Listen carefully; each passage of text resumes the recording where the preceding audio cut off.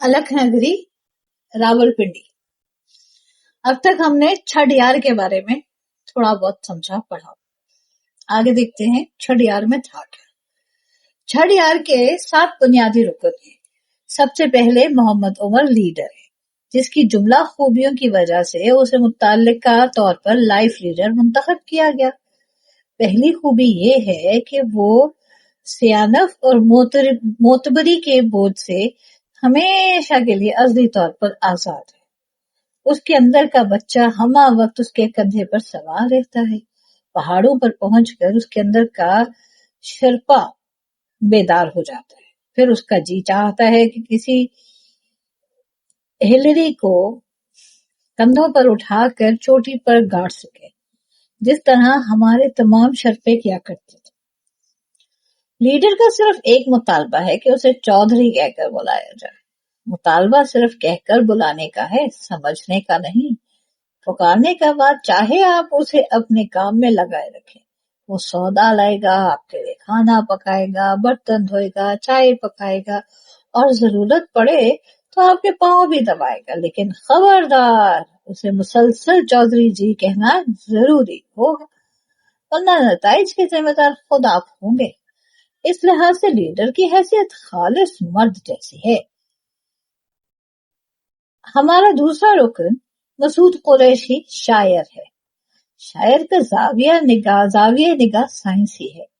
नसर निगार की तरह सोचता है, गैर शायराना तबीयत का मालिक है, लेकिन शेर कहता है, अच्छे और फरमाइनी शेर। शायर की दूसरी खसूसियत ये है कि उसने दफ्तर को मंदर का रुतबा दे रखा है।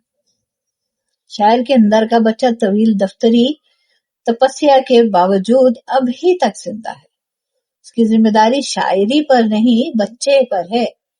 वो इस कदर जानदार था कि कोशिश के बावजूद नहीं मर सका। हमारा तीसरा रुकन हमीद आजमी है। अल्लाह ना करे कि आपको उसके मातहत काम करना पड़े। अगर वो आपका मातहत बन जाए तो ये आपकी खुशकिस्मती होगी। हाकिम की हैसियत से वो मुसलसल त्योरी है। खावन की हैसियत से चूं चरा है, लेकिन साथी की हैसियत से बागो बहार शख्सियत है।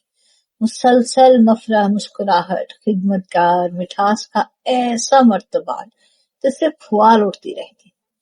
मिजाह और हाजिर जवाबी की बिना पर उसे आला दर्जे का मिजाहनिगार होना चाहिए। क्यों मुंह जुबानी रह गया, ये भेद आज तक नहीं खुला। बहरतौर उसकी खसूसियत की वजह से हमने उसका नाम विट रख दिया है। हमारा चौथा रुकन अशफाक अहमद दास्तान गो है। दास्तान गो बड़ा गुनी आदमी है, बड़ा मारूफ, जाना पहचाना, मगर तबीयत का ब्राह्मण है। जात पात का बड़ा कायल है। ऊंचा बैठकर बात करना है, लेकिन बात का धनी है। बातों का ऐसा जाल फैलाता है कि सुनने वालों में खुद असीर होने की ख्वाहिश चमकना शुरू हो जाती है। जात का पठान है, अंदर से खालिस, ऊपर से काठा। इमादुद्दीन। पांचवा हमारा रुकन इमादुद्दीन इंजीनियर है। इंजीनियर तजादात की खिचड़ी है। एक पल्लू में ईमान बंधा है, दूसरे में साइंस। एक जेब में फिनून का शौक, दूसरे में मशीनों की पदस्तारी। एमाल कट्टर मुसलमान के, ख्यालात कट्टर मादा परस्त के। कंधे पर तसव्वुफ का चोला, माथे पर हुज्जत का टीका। हमारा छठा रुकन अक्सी मुफ्ती फोकलोरिया है, जो एजाजी तौर पर ड्राइवर का काम करता है। उसे मनाजिर से दिलचस्पी नहीं, लोगों से दिलचस्पी है। लोगों से भी नहीं, उनके रहत बहुत से है। वो ऐसा बादाम है जिसमें 2 मगज हैं।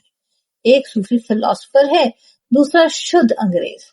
जब वो एवोल्यूशन की बात छेड़ते तो फिर आपका अल्लाह हाफिज है, और वो हमेशा ताक में बैठा रहता है कि कब मौका मिले और एवोल्यूशन की बात छेड़े। आखिर में मैं हूँ, मैं के सिवा कुछ भी नहीं। छठ तंजीम की इब्तिदा इत्तफाकिया तौर पे हुई। मई 1977 में 4 यारी का अखट हुआ। इन दिनों सियासी सूरत हाल सख्त परेशान कुन थी। ہم سب سیاست میں کورے ہیں، سیاست کو بالکل نہیں سمجھتے، لیکن سمجھتے ہیں کہ خوب سمجھتے ہیں۔ لہذا سیاست پر بات کرنا ہمارے لیے بڑی عیاشی ہے۔ ہمارا دوسرا وصف یہ ہے کہ ہمیں کسی ازم سے وابستگی نہیں۔ ہم سب کو ایک فکر دامنگی رہتا ہے کہ امن امان قائم رہے۔ اگر ہمیں یہ یقین دلا دیا جائے کہ امن عامہ کو کوئی نقصان نہیں پہنچے گا تو سیاسی لڑائیاں، جھگڑے، فساد ہوتے رہے تو بسم اللہ ہو۔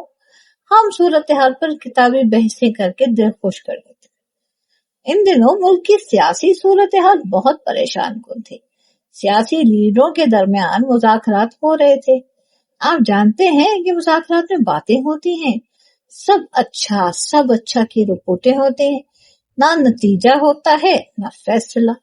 لوگ گھبرا کر سڑک پر نکل آتے ہیں کیونکہ کسی ستم ظریف نے قوم کو یاد دلایا تھا کہ ہمارا ایک نصب العین ہے، ایک منزل ہے، ایک سمت ہے۔ اس روز سیاسی صورتحال پر ہماری بحث ہوئی۔ اتنی بحث ہوئی کہ ایک نے اکتا کر کہا چھڑ یار، دوسرا بولا ہاں چھڑ یار۔ چھڑ یار کی اتفاقیہ تحریک زور پکڑ گئی، حتیٰ کہ سب چلانے لگے چھڑ یار۔ ایک بولا خبردار یہ فرار ہے، دوسرا ہنسا فرار سے بڑھ کر کوئی نعمت نہیں، آنکھیں بند کر لو اور خود کو محفوظ کر لو۔ تیسرے نے کہا خوش فہمی ایک دھوکہ ہے۔ چوتھے نے کہا خوشی کیا ہے، خوش فہمی۔ پانچویں نے کہا چھڑ یار چھڑ یار چھڑ یار۔ چاروں طرف سے آوازیں آنے لگی۔ یوں اتفاق رائے سے چھڑ یار تنظیم کا فیصلہ ہو گیا۔ جب بھی ہم باہر پکنک پر جاتے تو سوال پیدا ہوتا کہ جائیں تو جائیں کہاں۔ یہ سوال بہت ٹیڑھا سوال ہے۔ جب بھی یہ سوال اٹھتا ہے چھڑ یار کے اراکین مچھلی منڈی کھول کر بیٹھ جاتے ہیں۔ تو میں ہوتی ہے، ہم کا تم کا ہوتا ہے، جو تم بیزار ہوتی ہے منہ زبانی۔ دراصل اس کی وجہ یہ ہے کہ ہم دانشور ہیں، وہ بھی اعلیٰ درجے کے، اس لیے آج تک ہم کسی بات پر متفق نہیں ہوئے۔ ہمارا لیڈر پہاڑوں کے حق میں ہے، وہ پہاڑوں میں پیدا ہوا، وہیں پل پل کا جوان ہوا۔ اس میں سب سے بڑا وصف یہ ہے کہ وہ پہاڑ پر یوں چڑھ جاتا ہے جیسے بکری۔ اس کی سب سے بڑی خواہش یہ کہ اپنی اس عظیم صلاحیت کی نمائش کرے۔ نمائش تبھی ہو سکتی ہے جب ناظرین موجود ہوں۔ چھڑ یار اسے صرف اس لیے محبوب ہے کہ اس کے لیے ناظرین مہیا کرتا ہے، لیکن اس کے لیے پہاڑ پر جانا از حد ضروری ہے، اس لیے پہاڑوں پر جانے کے حق میں ہے۔ کہتا ہے پکنک سے پہاڑ نکال دو تو کوفت بن جاتی ہے۔ لہذا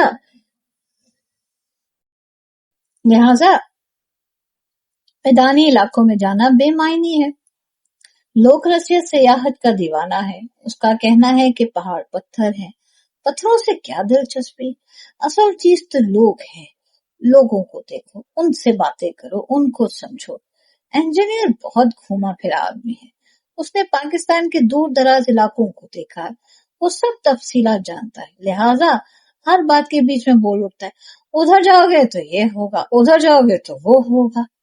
لیڈر کو اس بات پر بہت غصہ آتا ہے کہ انجینئر کیوں جانتا ہے؟ بات بھی ٹھیک ہے، جاننے کا حق تو صرف لیڈر کو ہوتا ہے، اگر وہ نہیں جانتا تو بھی جانتا ہے کیونکہ لیڈر ہے۔ یوں راول پنڈی میں ادبی گہما گہمی اور چار یاری میں وقت گزرتا رہا۔ پھر محمد حسین اور ریڈیو کی مصروفیات تھی، اور یوں ہم نے راول پنڈی میں چھڑ یار کے بارے میں سنا اور پڑھا۔ امید ہے کہ مزہ آیا ہوگا آپ کو۔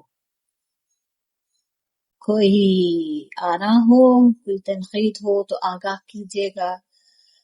الگ نگری کا آج کا سفر یہاں تک، اگلی قسط میں اگلا سفر۔ اپنا خیال رکھیے گا، ہمارے ساتھ جڑے رہیے گا۔ ہمارا ورثہ آپ کا ورثہ۔ اللہ کی نگہبان۔